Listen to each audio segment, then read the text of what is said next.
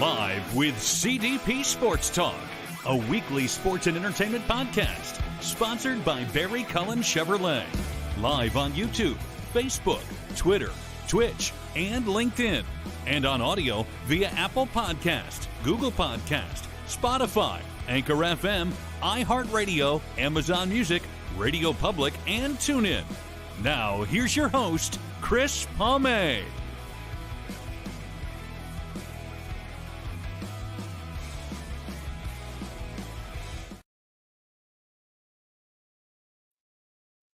Good evening, everybody. Welcome to Season 8, Episode 9, overall 394 of Live with CDP Sports Talk, sponsored by Barry Cullen Chevrolet Dealership at 905 Woodlawn Road West in the Guelph Auto Mall. Check out barrycullen.com for the newest selection of new and pre-owned GM vehicles, or give them a call at 519-824-0210, or you can email the dealership at info@barrycullen.com.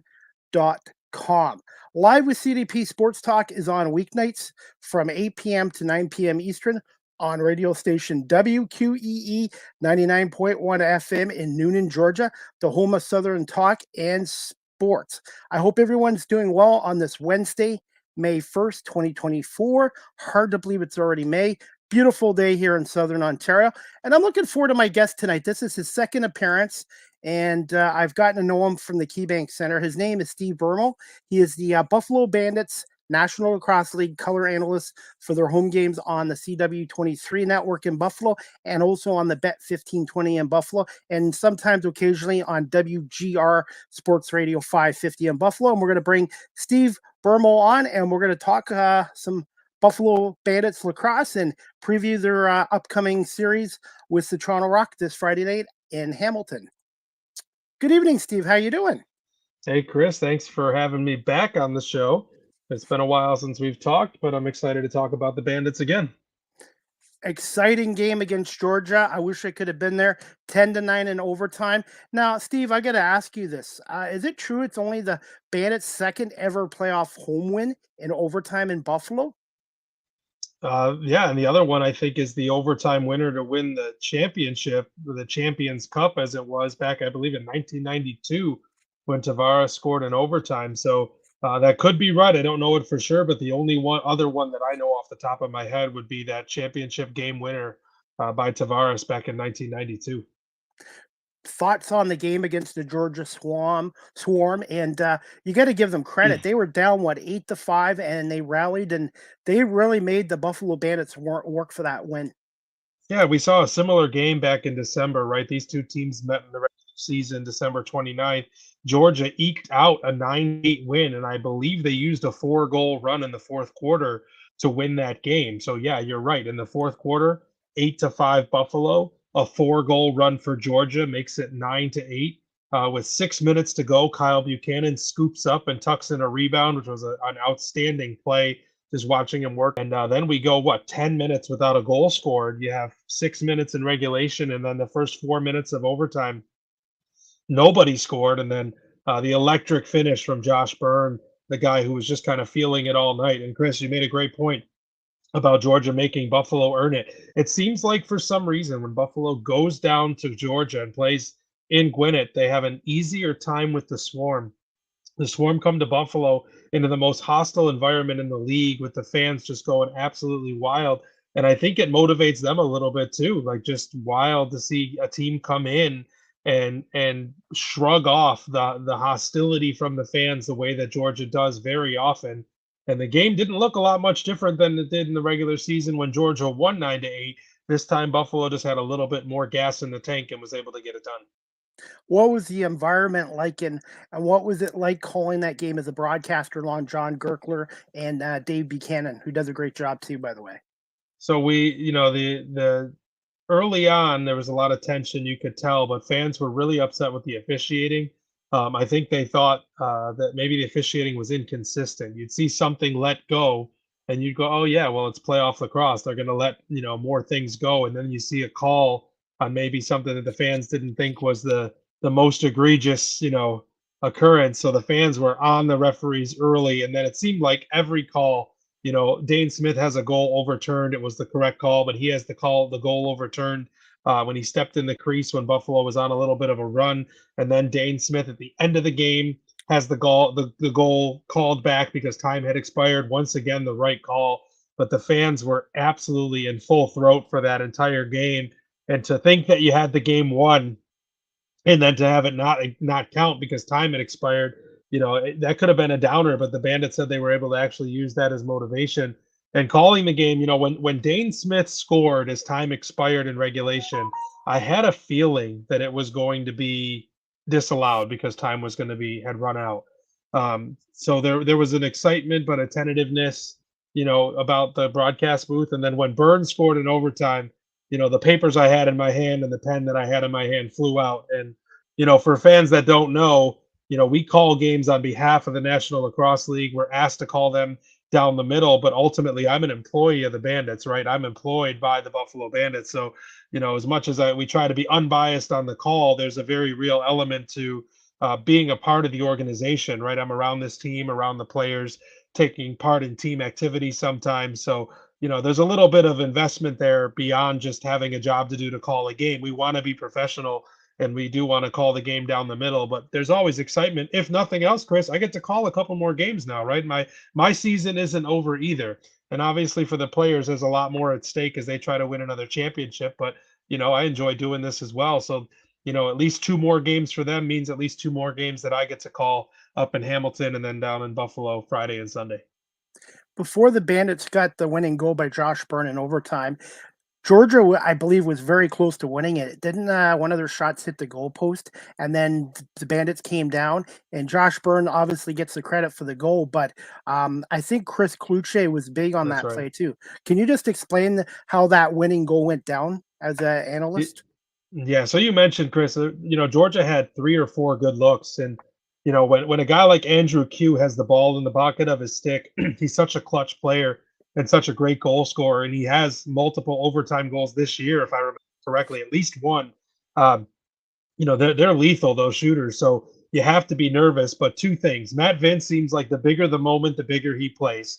And, we could talk about goaltenders after this. Tip of the hat to Brett Dobson, who played another outstanding game. But, Vince is just bigger. The bigger the moment, the bigger he plays. And he turned away 3 or 4 shots in overtime and 3 or 4 shots at the end of regulation. And then, the Bandits got a good look at the net, and the ball was going the other way. And Chris Kluche, on his way to the bench, kind of back checks a little bit, and he was able to slash the butt end. I don't remember which player it was for Georgia running up the floor, but he was able to slash the butt end of their stick. And in doing so, the ball popped out of his pocket. And that turnover, even though all the Buffalo forwards were headed to the bench because the shot clock had expired and the possession was over. And Kluche was able to force that loose ball right at the logo at midfield. And that turnover, the forward step back out on the floor. You saw Byrne take his time kind of working along the dasher boards. And as soon as the 5 Buffalo forwards got into position, Kluche actually set a beautiful slip pick for Byrne to step around and shoot as well. Kluche didn't even make much contact with his man. He just got in the way enough that gave Byrne the opportunity to come over the top and score the game winner. And Josh Byrne was quick to credit Chris Kluche with that goal because of the turnover at midfield and then setting that slip pick to get him open for the shot. How loud was it in overtime with that goal scored?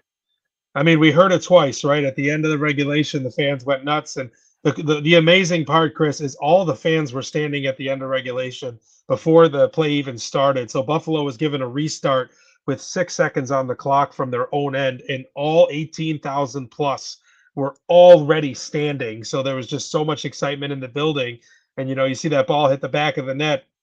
And of course, the green light was on. So it kind of took away a little bit of excitement for me, but the fans were super into it. And then in overtime, the Bandits honestly had better looks than the shot that Byrne scored on, right? Like they had looks in close that Dobson turned away or that missed the net. So when Byrne came over the top and was just kind of able to step down and shoot, I think it kind of caught folks by surprise. Like if you watch the replay, you'll hear Chris Swenson, the PA announcer, Swenny, he's getting the fans going into the Let's Go Bandits, and the crowd is cheering, and the fans are in the middle of a Let's Go Bandits, and the ball's in the net. I think it was kind of a bit of a jolt or a bit of an unexpected goal because I won't say it was an innocuous shot because Josh Byrne shooting from anywhere is dangerous, but when it comes to having like a great look, the Bandits had better looks, 30 seconds prior to that they didn't score on. This was just kind of an outside shot from inside the restraining line, and it went in the net, and the reaction was outstanding. I mean, just you were on the edge of your seat the whole game, and then to have it end that way, especially in front of the home crowd, what an environment. It was awesome. How good is Josh Byrne, and do you feel he is the MVP of the league this year? And obviously, Dane Smith is amazing as well, but just thoughts on Josh Burns and his performance and what he's done this season. So at one point, the Bandits had 6 goals, 2 in transition. Ian McKay scored on a breakaway in transition. Nick Wee scored in a 2-on-1 in transition, and he had to go all the way to the third quarter, Chris, because the Bandits had 1 goal after the first. So then you go from the middle of the second quarter into the third quarter. Josh Byrne, Josh Byrne, Josh Byrne, Josh Byrne. He scored 4 straight for Buffalo. So you ask how good he is. He's incredible. I think he's one of the best shooters in the league, if not the best. Just the way he's able to tuck the ball inside wherever he's aiming and just sneak it in there. There's a lot of great outside shooters. Byrne also finishes around the crease exceptionally well, right? He's got the mantra air burn for going up and doing the crease dives and the dunks and such. MVP is tough for me, Chris, because I always try to think of like an MVP as a player who, if you didn't have him, you wouldn't have the same result. And listen, Josh Byrne has to be in the conversation, and so does Dane Smith. I think, man, and this is tough going into the series against Toronto. Nick Rose has to get the nod, right? If Christian Del Bianco won it last year when he won goaltender of the year and MVP, he was the first goaltender to win it since Steve Dietrich in 2006 for Buffalo. I think that it's got to be Nick Rose, because Nick Rose has better numbers than Del Bianco posted last year, including getting this team to a 15-3 record. For me, it's Nick Rose, and that's not because I don't love what Josh Byrne can do and what Dane Smith can do and what they've done all year. How does Buffalo realize how special these two guys are, Dane Smith and Josh Byrne? And it's not just them. They have a lot of other guys like Chris Kluche and McKay, Kyle Buchanan. There's so much depth on this team too. And Steve, I wanted to ask you this. What are your thoughts of the new acquisitions about, a month ago in Connor Farrell and Paul Dawson, the defensive? How well have they fit in with his Bandits team? Yeah. First off, I think Buffalo does realize what they have, and I think it even goes beyond like diehard Bandits fans. Like, I think Dane Smith and Josh Byrne are becoming more recognizable in the community beyond just Bandits fans. They both signed 5-year deals, so they're going to be here a long time, and they're dynamic in every way and just shattering NLL records for the top 2 guys in the league. The way that they scored and whatnot. What was the second part of your question, Chris? Sorry, I forgot. I wanted to address that part first. No, just how special these two guys are, and in terms of old-time great Bandits, they have to rank up there once their careers are done. Yeah, I think that both guys will see their numbers raised up to the rafters when all is said and done. Especially, I think getting that one solidifies that for them. But if they get another one at any point, just unreal. And then you were just talking about the secondary scoring. This team is deep. With Buchanan, chipping in 1 goal, and Kluche only had 1 goal, but you need that secondary scoring and the ability for those guys to do it. And the additions, that's the other thing you mentioned. Getting Adam Bomberry back, Chris, was huge. He was an instrumental part of this team winning the championship last year, had a really serious foot injury and thought he was going to miss the year. And all of a sudden, when we started to see him at shoot-around in the morning, it's like he's kind of hanging around the team. Well, wait a minute, is he practicing? Wait a minute, is he going to play? And, when I said to him, how you feeling? He goes, I think next week. I was like, wow, like I didn't know that Adam Bomberry returning was a possibility, but he has something you can't teach in that size. And then, he has the championship pedigree, was a big part of them winning last year. Paul Dawson, right, 38 years old, 6'8", just fits in really well with what the Bandits try to do. A big body in front of the net, not afraid to block a shot. Just fits right in. Played with Matt Vince for years. It's funny because Bandits fans hated him. How do he was one of the toughest guys, as a comparison. It's like Zdeno Chara. If he's on your team, you love him, but if he's not, you hate him because he's so physical and so tough to play against, and was a fighter for so many years. And then Connor Farrell, they wanted a guy to address faceoffs, and he certainly has done that for them. He's in for a hell of a matchup this weekend, though, with TD Erland, who is one of the best in the business. We have a lot of really good faceoff guys left, but Connor's going to have his hands full. The milkman will have his hands full this Friday and Sunday at least against TD Erlin because TD's a great face-off guy. They've met a bunch in the field game, but this will be a tough matchup for Connor Farrell this weekend. Before we get to the Rock, the series coming up Friday, what, in your opinion, made Georgia so difficult to play against this year for the Buffalo Bandits? And how much adversity this team has faced this year is going to shape them going forward into the semifinals and possibly the NLL finals if they get by Toronto.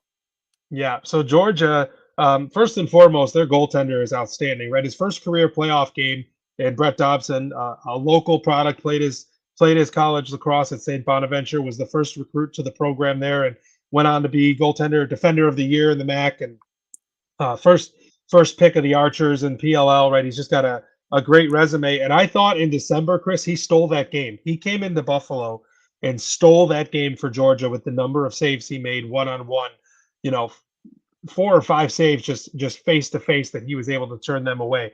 And I think this game, Chris, especially early, Georgia's defense looked different and in a good way. They were playing incredibly aggressive. They were breaking up passes and stealing passes, knocking balls down. Buffalo's offense, we mentioned the first 2 goals took a quarter and a half and both came in transition because Buffalo's offense was just stymied by Georgia's defense. And I think honestly, Chris, they might have run out of gas, right? It's tough to play that high pressure defense all game long because it's a lot more movement. And they did a really good job of it early. And then Buffalo either figured out a way to solve it or Georgia got a little bit tired. But Georgia had a great game plan coming into this game. And they've shown they match up well with Buffalo this year in adversity. Yeah, the Bandits this year, I believe, lost the most man games to injury of any team in the league. They had significant players miss significant time.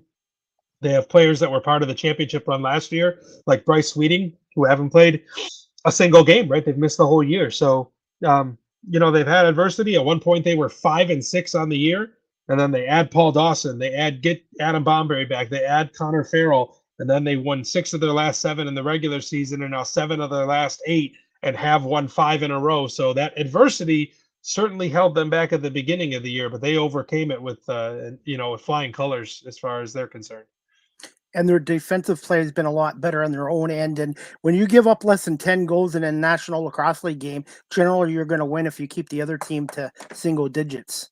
Well, and look, Chris, their last 3 games, 7 against Calgary, 5 against Vegas, and now 9 against Georgia. So you're right. The teams that score less than 10 goals in a game win something like 5% of the games or something like, or 5% of their games. So it's crazy that they have this ability to win these games and keep teams under single digits the way that they have the last 3 games straight. I don't know if you can answer this question right now, but I wanted to ask you this. How does the ticket sales look right now for the game on Sunday night at 5:30 at the KeyBank Center in Buffalo? Well, they've done really well with sales all year. Season ticket holders snatched up, I think, the entire lower 2 bowls. So for those that don't know, at the beginning of the year, when an email was sent out, a lot of times they'll say, hey, if you need tickets, let me know how many you need. If you're not using them, give them back. The team tickets, this is, right? All the players and staff get like 4 tickets or something like that. Well, we were told before the season started, if you need tickets, they're going to be in the upper bowl. The 100 level and 200 level are gone. So all of our seats have been in the 300 level for staffs, extra seats and things like that. Some of the players have seats in the 100 levels, guys that have been here a long time. They kind of essentially have season tickets, right? So they've been around for a long time, but so the lower bowls will be full with season ticket holders, I'm sure. I don't know an exact number yet, but their last 2 games, 19,070, which was a sellout, and then something like 18,600, so nearly a sellout. And especially if they win Friday, Chris, if they win Friday and have a chance to come back home and beat Toronto, you could see another sellout, Sunday at 5:30. Steve, are you going to be able to call the game with John Friday night in Hamilton? Are you going to do a road game? Yeah, I'll be on the radio. So the game is going to be carried on CW23 locally here in Buffalo, and then ESPN Plus, TSN, and John Abbott and Pat Gregoire will have that call on the TV side. We will have the radio side, and Chris, I appreciate you at the open, say 15-20 the bet. and then sometimes WGR 550. This series will be on WGR 550. They bumped us up to the big one, right? That's kind of the flagship station, if you will. And this is a big enough event with the Sabre season over and the Bill season not started yet. This is a big enough event that they did put us on the flagship. So I will have the call with John and Dave. We're all heading up Friday, and then obviously Sunday we'll all be in the building as well. So WGR 550, that's accessible obviously locally in Buffalo, but also on the Odyssey app. So for people that would want to listen to our call, that's where you find us. What time is pregame Friday night from Hamilton? We always start pregame a half hour early, and Okay. the advantage is when pregame is when we are calling radio only, we do pregame live. So we will be live at 5 o'clock on Sunday and live at 7 o'clock on Friday. Right from the booth. We'll be in the booth doing the radio show live, streaming over the airwaves. How do you like that press box at the First Ontario Center and that catwalk? There is a backup way of getting up there too, by the way. I don't want the backup way. I love the catwalk. I am not afraid of heights. I have a video, if I haven't shown you yet, at the Saddle Dome in Calgary. So both Calgary has gondolas on both sides of the rink, and they use one for writers and one for broadcasters. And when we were down on ground floor, Gertler says, "Look, what side of elevators do I have to go up to not have to cross the catwalk?" So even still, you still have to walk out on the catwalk in front of the upper bowl to get to the gondola where we called the game. But I walked right out across the field.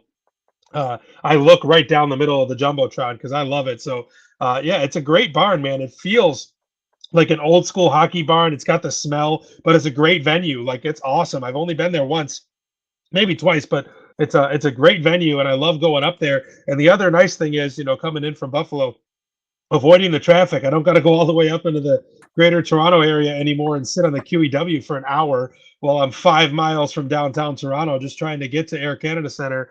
Now, you hop off the QEW before you really hit much traffic, drive through all the factories, and then find yourself at First Ontario Center. And I like it. I think it's a great venue for the team. I think they're great hosts. And, obviously for Toronto, I think it looks like they're heading to Mississauga next year because the First Ontario Center is going to have some work done. That was supposed to happen this year, excuse me, but Yes, it was. they pushed it back, right? So now they'll be in Mississauga next year. But I tell you what, First Ontario Center is a great barn. Really, really enjoy going up there. I like the arena, but I don't like the catwalk. So when I go up there to do work, I take the backup ways. I go up the stairs, I huff and puff, but for me, that catwalk is intimidating. So I kind of take it that way. But hey, that arena opened November 30th, 1985. So it's going on almost 40 years old. So the renovations are much long due. And I'm hoping that press box will be a little safer with the new renovations in the future. Hey, 85 has got to be close to when Saddle Dome was built, right? Calgary hosted in what, 84? 83. Yeah, Calgary hosted in 84, right? 83. The Olympics in 84? Yeah, 84. Yeah, Saddle Dome opened in late 83, I believe. Yep, because Calgary hosted the Olympics in 84, right? That's why they built it. God, that's 40 years ago, man. Where is the time gone? Yeah. God. Hey, since we're speaking about the Toronto Rock, and I admit I had Pat on my show a number of times. A couple years ago, I said, terrible idea to call them the Toronto Rock when they're playing in Hamilton because of the rivalry between the Tiger Cats and the Argonauts. And you know what? I was wrong. Leaving the name the Toronto Rock. They've been very successful there the last couple of years, and they've got a good little fan base there too. Yeah, and we'll see what kind of crowd shows up on Friday and how many Bandits fans there are going to be, because I know they're taking over. I mean, there's going to be sections of Bandits fans up there. They always travel well, but yeah, I think it's a good fit for them. Like I said, I don't know the exacts of it, but I can only imagine the expenses to play at Air Canada Center, right? I can only imagine what Jamie Dawick was paying to play, to have his games held there. So now it seems like a really good fit, and the Rock have a great fan base. So yeah, I agree. I think that it was a good move for them. And as far as the naming, Toronto versus Hamilton, I didn't expect them to change the name, because I think they might have been afraid if they changed it to the Hamilton Rock that they would ostracise the fan base they already had in Toronto. I don't know, but that's just in my when my two brain cells bumped into each other, that's what I was thinking. They want to keep their fans that they had up in Toronto. They don't want to ostracize them. So but yeah, I'm happy for them, and it's like I said, it's a great venue. I'm looking forward to going up there Friday. I'm excited. Best rivalry in the National Lacrosse League. And just thoughts on this Toronto Rock team that went 15-3 this year. And again, Buffalo has their number, and I think the Bandits have eliminated them the last number of years, and Yeah, the last also 3 seasons. and they've also won what 8 out of the last 9 meetings against the Rock at the KeyBank Center. Yeah, At something Park. they've had their number. You're right. I think that Toronto hasn't eliminated Buffalo from the postseason since like 2012. It's been a It's been a very while. long time.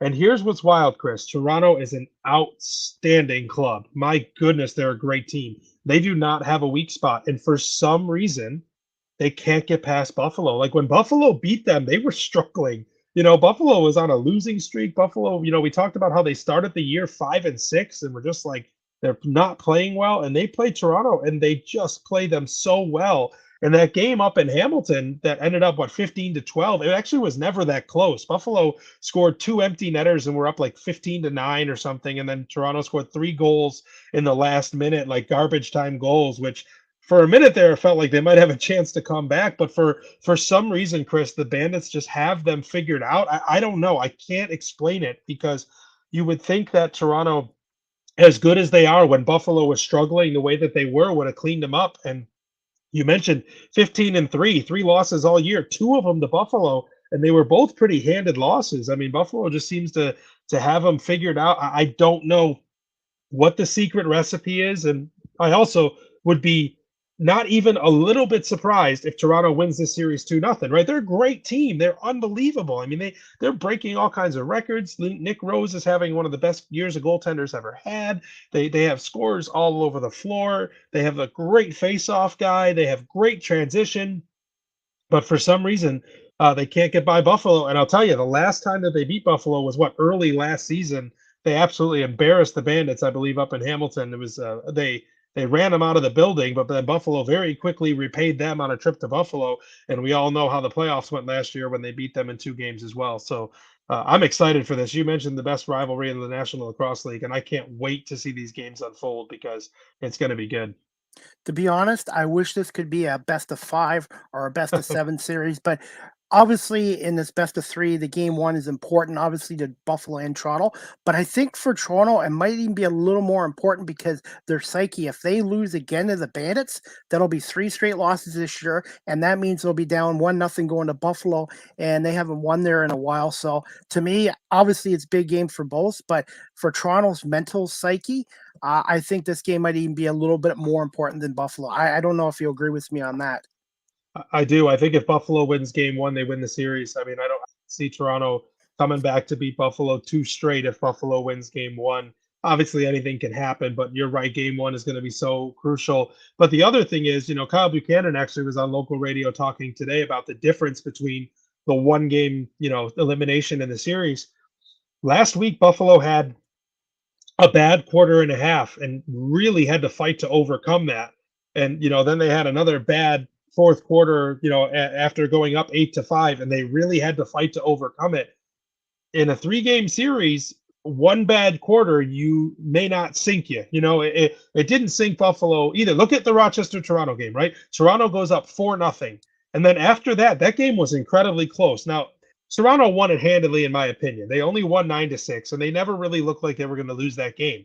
But take away that 4-0 lead that Rochester spotted them, right? And that game was a hell of a lot closer if that 4-0 lead didn't happen. But for Rochester, they didn't have enough time to overcome it, and that 1 bad stretch cost them their playoff lives. For both teams, 1 bad stretch on Friday will not cost you your playoff life. So you have a little bit more breathing room and a little bit more, ability to kind of exhale if things aren't going so well because it's not that single game elimination. So it definitely will look different than this past weekend's games. But I agree with you wholeheartedly, Chris, that this game 1, I think who wins game 1 is going to win the series, honestly.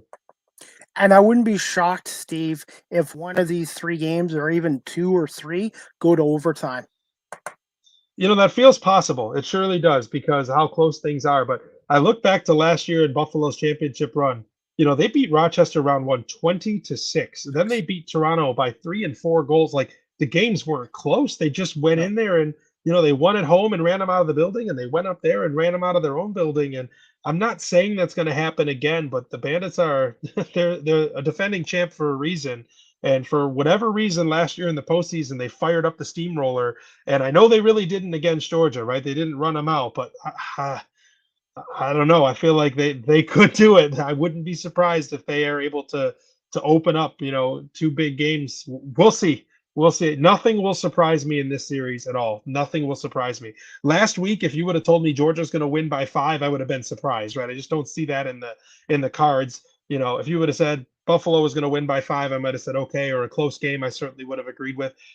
Chris, no outcome in these weekends games will surprise me. If either team wins by 10, I'll say, well, not surprised that happened. And if both games go to overtime, I wouldn't be surprised either. I think this weekend we just don't know what we're going to see. It could be high scoring, it could be low scoring. These teams are it's hard to predict, right? Absolutely. And obviously, we got to talk about Nick Rose, but who are some other key players to watch out for this Toronto Rock team in this series against Buffalo? And how much of an impact has Mark Matthews made to this Rock team? Yeah, the mailman. What's interesting is I don't think Buffalo has played Toronto yet with Toronto fully healthy. Now you could say the same thing about Buffalo, right? Toronto hasn't played Buffalo with Bomberry and Dawson and Farrell all in the lineup either. But regardless, their team has so many elite players that you can't shut all of them down. So Time Striver immediately makes any Bandits fans nervous because he's such a great shooter. I don't know if you saw his goal last week where he switched to left-handed and then Yes. goes from the wrong side of the floor. It's just insane how talented he is. Corey Small knows this team very well, and he's very good at quick sticks on the power play. Dan Craig has had some success against Buffalo. So those are the guys that, the usual suspects. But the other one that always comes to mind is Mitch DeSnew, right? Mitch DeSnew is a former Bandit, played up in Toronto. He's going to school and practicing as a brain doctor, brain surgeon or something. So he went back up there and won. He's incredibly physical, and the Bandits always give it to him, and he always gives it back. But I think there's no love lost between Mitch DeSnew and these guys that he used to play with on the Bandits. I think that they really go at each other, and DeSnew is a great defender and great in transition. So he's definitely a player that you have to watch out for in this series. If nothing else, he's going to mix it up, man. He's going to be in it with Nick Weiss and Steve Priolo. They always get really physical with each other, and I think it's in large part because they played together for so long, and now they don't. So I think that there's a bit more of a rivalry between them, having it be someone that they played with for so long. How does the Bandits' health look like going into the series against the Rock? They're really healthy. I mean, that's a positive. They lost Justin Martin for a while. He came back and he's looked good. When Dylan Robinson went down a few weeks ago in front of the bench, it looked awful. His legs buckled underneath him in every different direction. And I immediately was worried about ligament damage. And he played last week and was outstanding. I thought it was maybe his best game as a Bandit, the way he carried the ball up the floor, the turnovers he forced on defense. I thought Dylan Robinson played outstanding. So, yeah, all in all, Chris, they're healthy. And you can't ask for either team really can't ask to be much more healthy heading into this series. Put you on the spot here. Who could be an X factor for the Bandits in this series and an X factor for the Toronto Rock? I think for the Rock, it could be Dan Craig, and I know he's well known, but when it comes to the goal scorers, you got Corey Small on the left, Schreiber on the right, Matthews, of course, the mailman. We didn't even talk about how good he is in the role that he can fill when they were missing Schreiber and whatnot.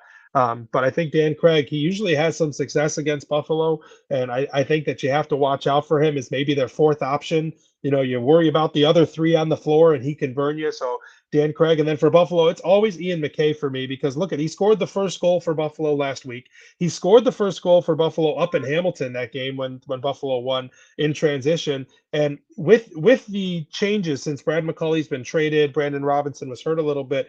Ian McKay not only gets out in transition, but has a little bit longer leash and more of a green light to stay out on offense. So we saw him last week a couple times run out the front door on offense or bring the ball up in transition and stay out for an offensive set. So McKay is always a threat in transition, but also a great shooter and a great threat on the left side offense. So McKay always ends up being this guy for me that's kind of like a wild card because he only scored 1 goal last week, but he could score 4 on Friday, and I wouldn't be surprised.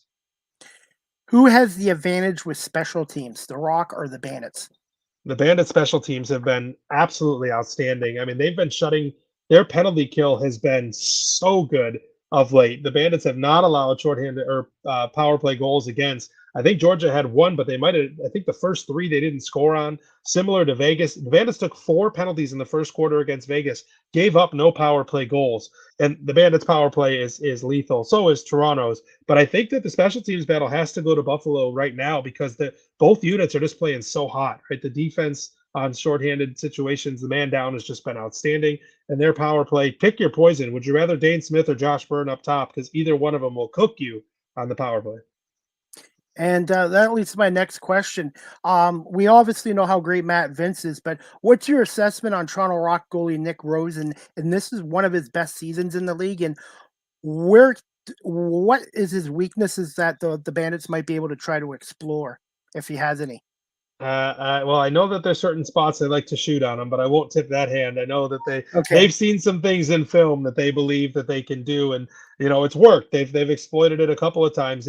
Nick Rose is an absolutely fantastic goaltender, and for some reason, just like we were talking about before, Buffalo's been able to make him look average. Right? They've last year in the playoffs and this year in the regular season, they've made Nick Rose look very, very beatable. And outside of the games against Buffalo, he has been otherworldly. Like he is setting records that have stood for years and years and years with how the numbers that he's posting in not only in his career but this season.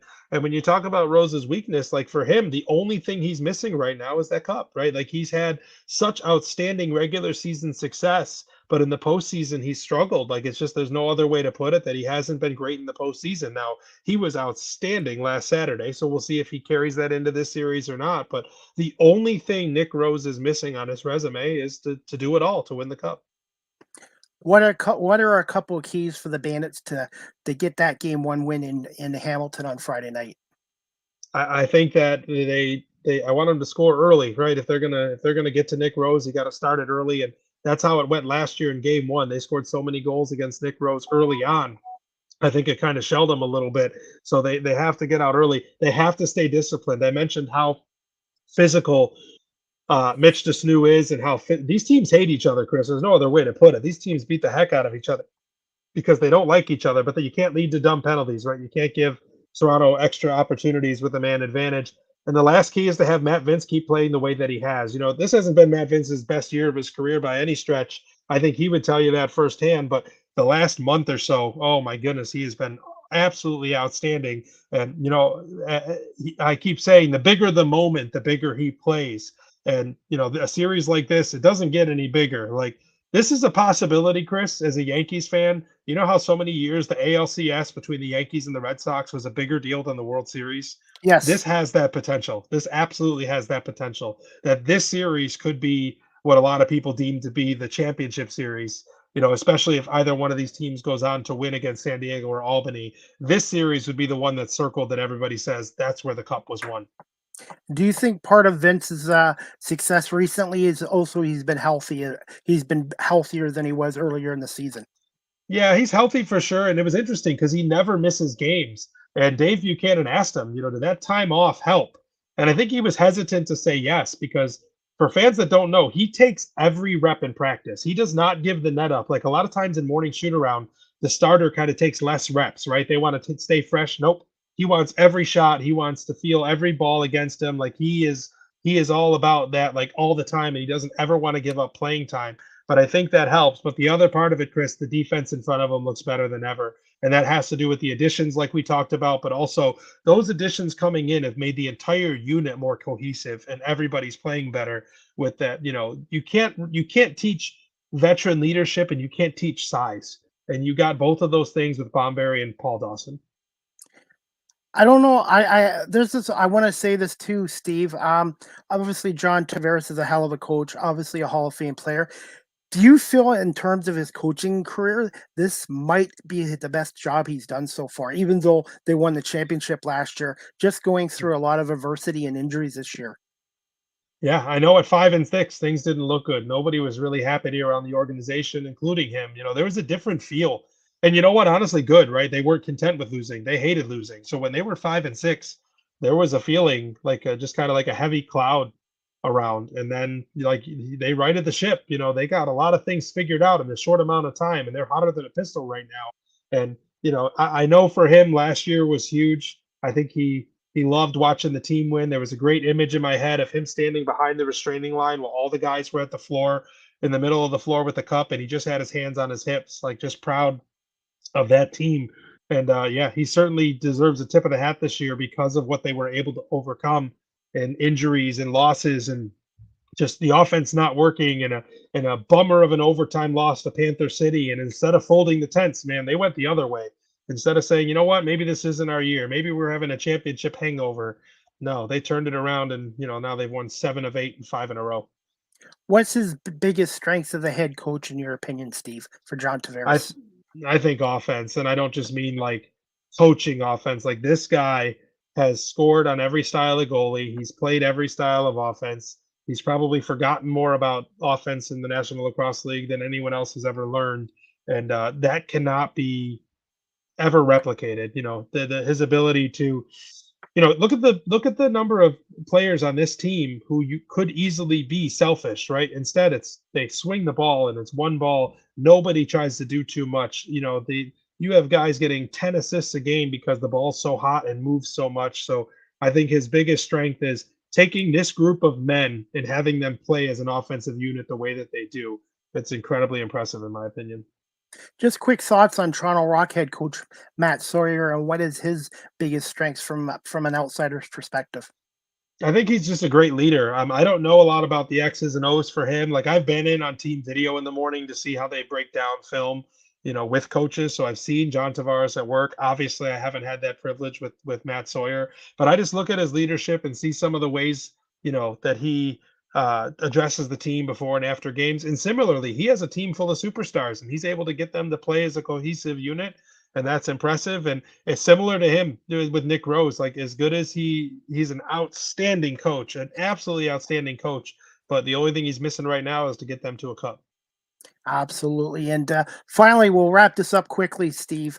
How do you see the Albany series against San Diego going? And to me, the best 4 teams in the National Lacrosse League are playing this weekend. Yeah, that's what we hope for, right? You want to have the cream of the crop, and you've got it.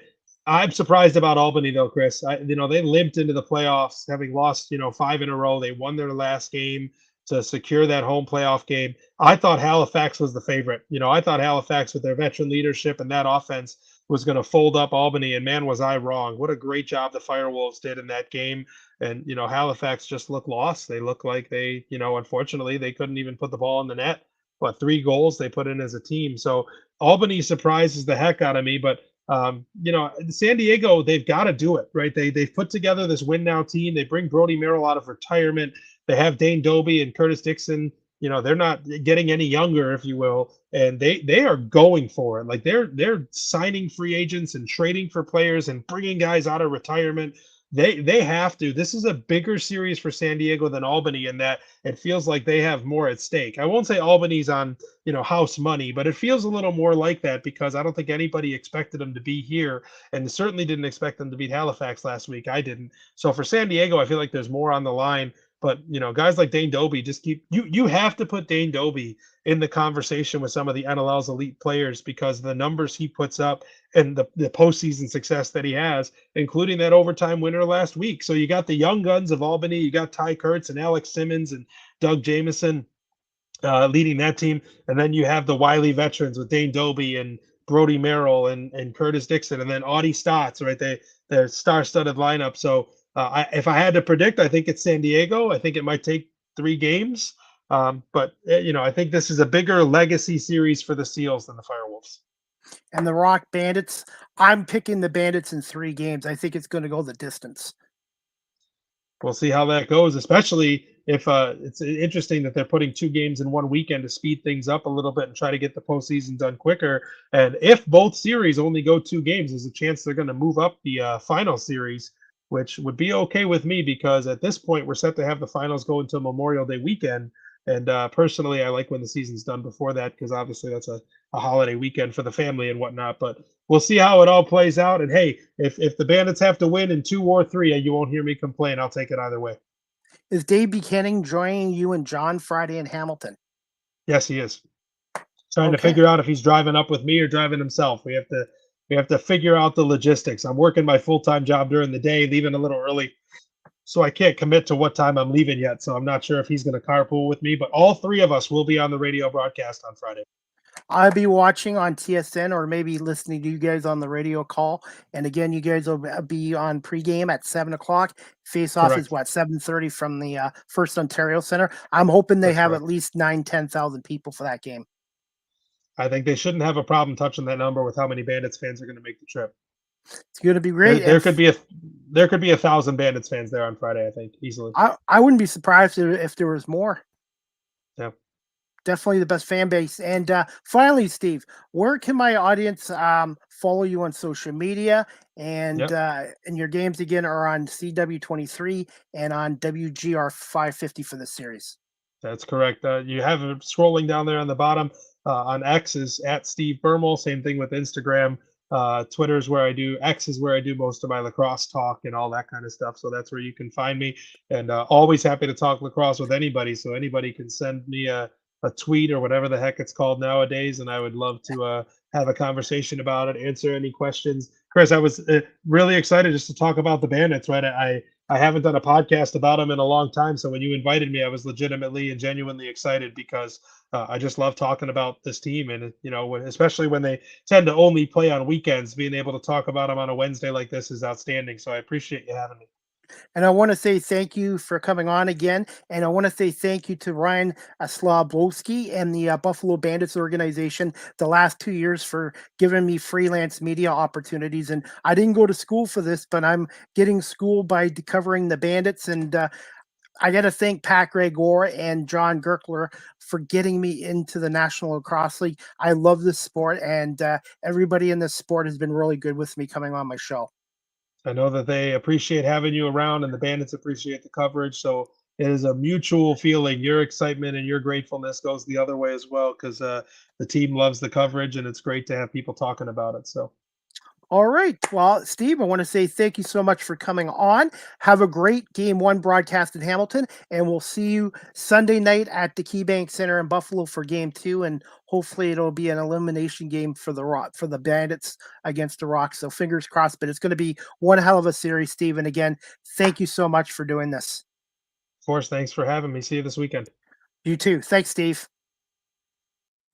All right, guys, that was season 8, episode 9 tonight with Steve Bermel, the color analyst for the Buffalo Bandits of the National Lacrosse League on their TV broadcasts on the CW23 network and also on the Bet 1520 as well as WGR 550. So again, the Bandits Rock series will all be on TSN and also on ESPN Plus. And the Bandits coverage will be on CW23 in Buffalo and on WGR 550. So join John Gerkler, Steve Bermel, and Dave Buchanan on WGR 550 Friday night, 7 o'clock pregame, 7:30 face-off as the 15-3 Rock take on the 11-7 Bandits. And this is going to be a great series. And looking forward to going down to Buffalo Sunday for the Game 2, 5:30 at the KeyBank Center.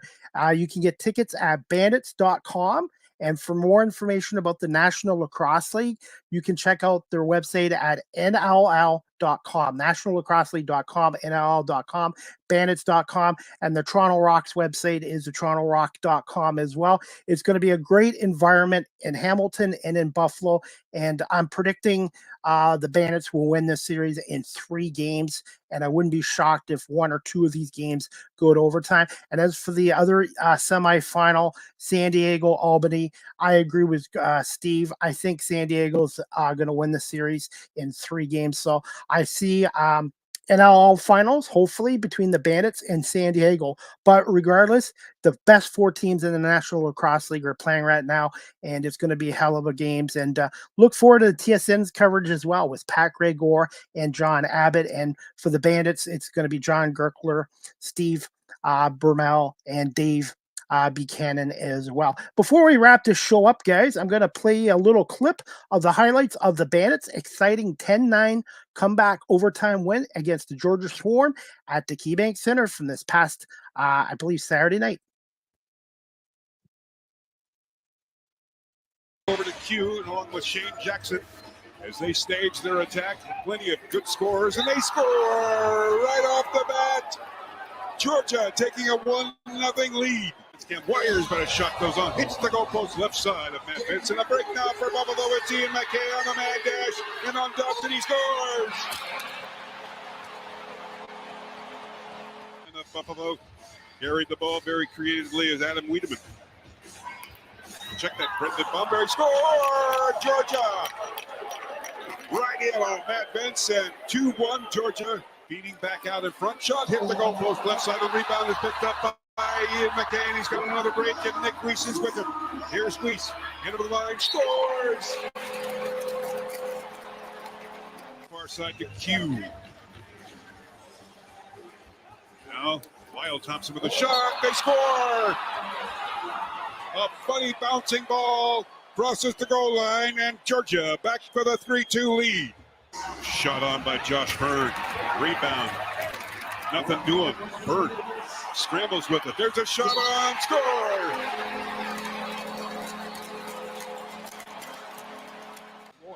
On the attack is Dane Smith. Getting some room from Dehuka Nanakuk. Now to Bird with a drive. He scores!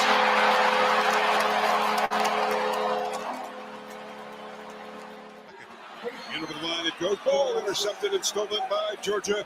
And it's a 2-on-1 break. In over the line and a shot. Score! Georgia! Liam Burns. Killer.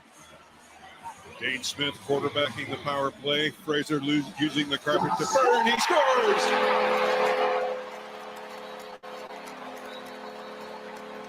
Far side. Ed Camo sets up his big power forwards. Shot on. Score! Georgia! Georgia restraining line. Dehuka Nanakuk, the quarterback of the power play, wheels himself. Back to Bird. He scores!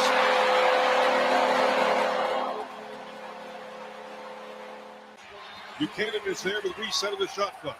Buchanan, Smith, over to Nanakuk with the drive. He scores! Smith, Bird. Blue Jays out there as well. There's a feed pass. Blue Jay scores! The play from the top of the slot. Q is there. Now to the near side to Lyle Thompson. Back to Q with a drive. He scores! Power play goal for Georgia. Liberty wanted a penalty there, but the bodies were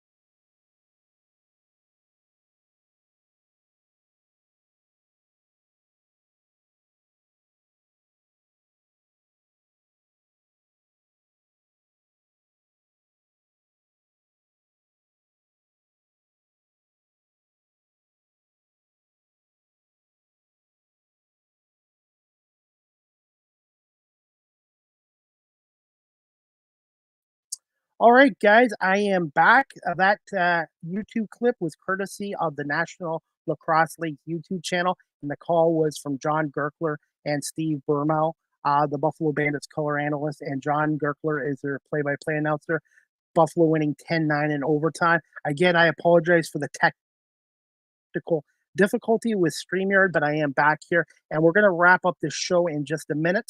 Just give me 1 second, guys, and I'm looking forward to Friday's game. So the Rock Bandits start Friday night, 7:30 in Hamilton, the First Ontario Center. Game 2 is Sunday at 5:30 at the KeyBank Center, And if there's a Game 3 necessary, it'll be back at the First Ontario Centre on Saturday, May 11th at 7 o'clock. And as for San Diego and Albany, they're starting Friday night and also on Sunday as well. So they're starting the same time as the Bandits in Rock as well.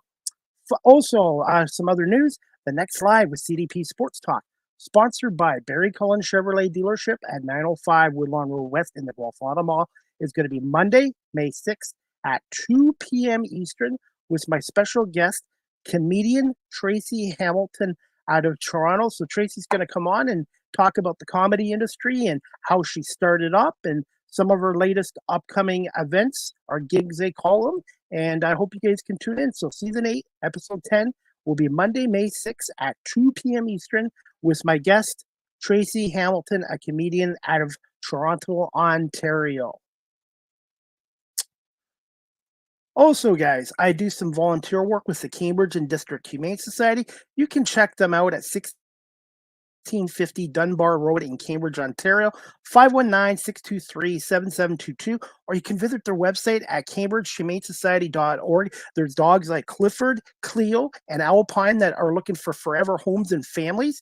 You can go on their website again, cambridgehumanesociety.org, and check out pets like Clifford, Cleo, and Alpine, or some cats and some bunny rabbits as well. And also, the Cambridge District Humane Society right now is doing a monthly 50-50 draw. You can get 100 tickets for $50, 20 tickets for $20, or you can get 10 tickets for five tickets for $10. All proceeds will go to all their shelter programs at the Cambridge District Humane Society as well. And I really enjoy coming down there once or twice a week to walk some dogs. And they really do great work at the Cambridge District Humane Society. So please check out their website again, cambridgehumanesociety.org. Also, guys, Live with CDP Sports Talk as a weekly sports and entertainment talk show hosted by Chris Pame is on weeknights from 8 p.m. to 9 p.m. Eastern on radio station WQEE 99.1 FM, The Key, the home of Southern sports and talk, the heartbeat of Atlanta. And a shout out to station manager Ryan O'Neill, who's a big sports fan and one of my believers in my show about a year and a half ago as well. And our radio station's website is wqeefm.radio12345.com. And I'm on the air right now. If you want to check me out again on wqeefm.radio12345.com.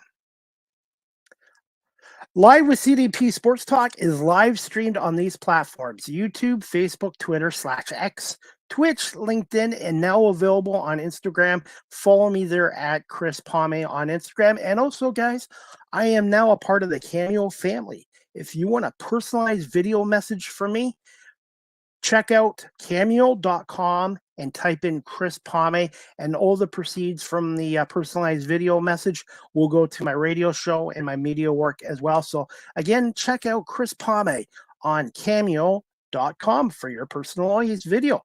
Book yours tonight.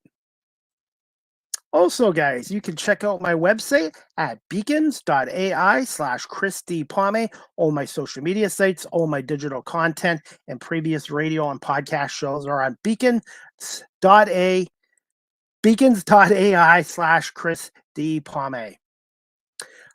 Live with CDP Sports Talk, again, is sponsored by Barry Cullen Chevrolet Dealership here in Guelph. Check out their website, barrycullen.com. And speaking of Barry Cullen Chevrolet right now, it is truck month at Barry Cullen Chevrolet. 0% financing right now for up to 60 months or $10,000 off select Silverado 1500 crew cab pickup trucks. More details at barrycullen.com. Yes, I am a content creator on TikTok as well. You can follow me on TikTok at Live with CDP. And I want to say thank you to my 2,114 followers on TikTok. And check out some of my media work from the NFL draft in Detroit last Thursday as well. And it was an awesome experience. And I want to say thank you so much to the National Football League's media communications department for that opportunity. And to experience 275,000 fans on opening night of the NFL draft was amazing. And next year's NFL draft in 2025 will be at Lambeau Field in Green Bay, Wisconsin. Fingers crossed, I will be back for that as well. StreamYard is the official live stream provider of Live with CDP Sports Talk. If you're into webinars or podcasting, such as yours truly, check out StreamYard.com. They have basic free plans, semi plans, and they have the professional plans for individuals like myself, which start at $49 US a month. And if you're a business that does a lot of live streaming or webinars, contact StreamYard.com and their sales department for business pricing as well. Live with CDP Sports Talk, the audio version is available on these platforms: iHeartRadio, Amazon Music, Google Podcasts, Spotify for podcasters, Apple Podcasts, Breaker, Pocket Casts, Radio Public, Spotify, Castbox, LinkedIn, Pandora, and Tuned In. And also, guys, you can listen to Live with CDP Sports Talk weeknights from 7:30 to 8:30 p.m. Eastern on radio station CKRT, Border City Radio in Windsor, Ontario. Finally, you can email or text Live with CDP Sports Talk at cpalme19@gmail.com, or you can text the show at 519-820-7188. Any comments, questions, suggestions, feedback, positive, negative, good, greatly appreciated as well. And that's about it. I want to say thank you again to my special guest tonight, Steve Bermel, the color analyst for the National Lacrosse League's Buffalo Bandits, for coming on here tonight and talking the Bandits win over the Georgia Swarm this past weekend, 10-9 in overtime, and previewing the Rock and Bandits matchup, and I'm really looking forward to it. This is going to be a heavyweight battle between the Rock and Bandits, and then in the other semifinals, it's going to be San Diego Seals taking on the Albany Firewolves, and that's going to be a hell of a series as well. And finally, next Live with CDP Sports Talk, sponsored again by Barry Cullen Chevrolet and on WQEE 99.1 FM, is going to be this Monday, May 6th, 2 p.m. with comedian Tracy Hamilton out of Toronto. So please join myself and Tracy Hamilton as we talk about the comedy industry and a little bit about her career as well. And I want to say thank you to everyone watching this live stream tonight and also on my audio platforms. And I want to say thank you to everyone watching this live on TikTok. So if you want to watch Live with CDP Sports Talk now on TikTok, follow me there at Live with CDP. And also remember to follow me on YouTube channel as well. And I want to say thank you to my 314 subscribers on my YouTube channel. And if you haven't subscribed yet, type in Chris Palme or Live with CDP Sports Talk and hit that subscribe notification as well. I hope everybody has a great evening. Enjoy the Stanley Cup playoffs, the NBA playoffs, and we'll see you back here Monday, May 6th at 2 o'clock with comedian Tracy Hamilton. And again, thank you to Barry Cullen Chevrolet for sponsoring this show, and also WQEE 99.1 FM and CKRT Border City Radio in Windsor. Have a great night, great weekend, everybody, and we'll see you back here Monday, May 6th at 2 p.m.